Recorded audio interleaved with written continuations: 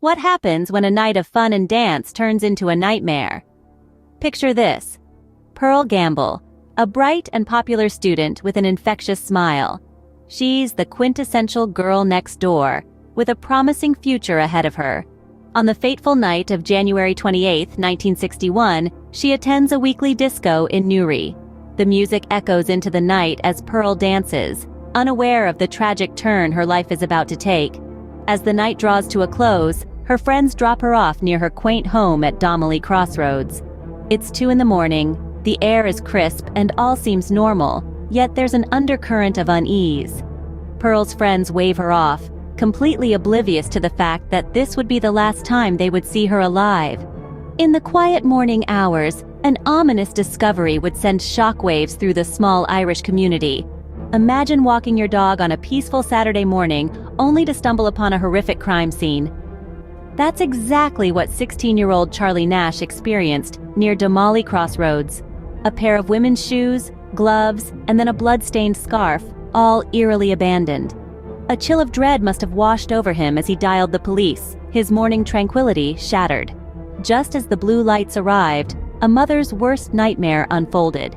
Margaret Gamble, Pearl's mother, realized her radiant daughter hadn't returned from the previous night's disco. A silence hung in the air, a void where Pearl's laughter should have been, punctuating the grim reality that something was terribly wrong.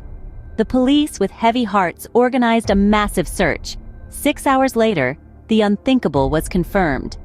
The naked body of 19-year-old PearlGamble, the girl who had an irresistible smile and a future as bright as her personality, was found hidden in the undergrowth.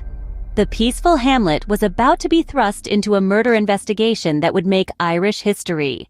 With a young woman brutally murdered, the hunt for her killer began. The authorities turned their attention towards Robert McGladdery, a notorious figure in Newry and Market Hill. McGladdery was no stranger to law enforcement, with a rap sheet that included burglary, theft, robbery, and assault. His reputation was further tarnished by his distinctive teddy boy attire and small hat that made him easily recognizable. On the fateful night of the disco, Pearl was seen dancing with McGladdery. Witnesses recalled him in a light-colored suit and a red shirt. However, when the police searched his home, they found no clothes matching this description. The absence of these garments heightened suspicions around him. The investigation hit a roadblock. No tangible evidence linked McGladdery to the crime, and Pearl's killer seemed to be slipping through the cracks. But as the days turned into weeks, patience was rewarded. Just when all hope seemed lost, a breakthrough would come in the most unexpected of places. Sometimes the most damning evidence is found where you least expect it. In the quiet town of Newry, this certainly proved true. After 2 painstaking weeks of searching, investigators discovered a bag hidden beneath a septic tank. It was a 1/4 mile from McGladdery's residence. Inside the bag, the police found the clothes McGladdery wore to the disco, the night Pearl vanished.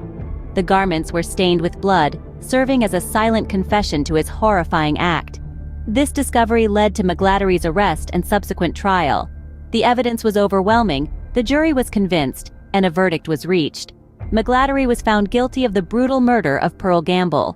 The court, in its pursuit of justice, sentenced him to death.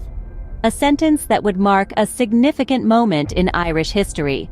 Justice was served, but not without a significant impact on the course of Irish history.